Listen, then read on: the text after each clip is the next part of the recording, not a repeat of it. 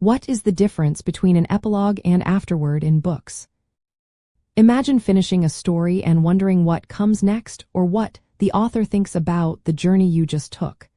That's where epilogues and afterwords come into play. They might seem similar, but they serve very different purposes. Knowing the difference can help you better understand how books are put together and even spark lively debates in your book club. An epilogue is like a final chapter that continues the story after the main events are over.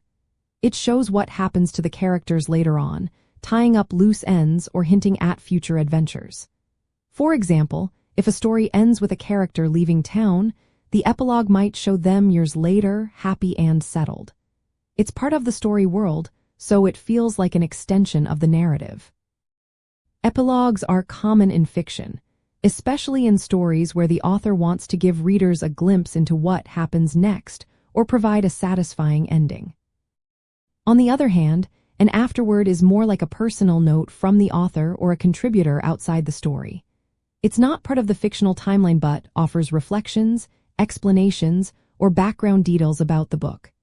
Sometimes authors share what inspired the story, discuss research they did, or talk about their writing process. An afterword can also include comments from experts or editors.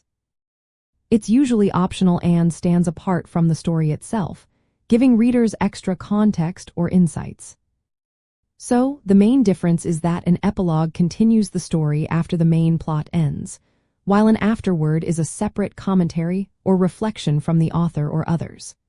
When you're in a book club or discussion group, recognizing these differences can help you talk about how a book wraps up or what extra information the author wants to share.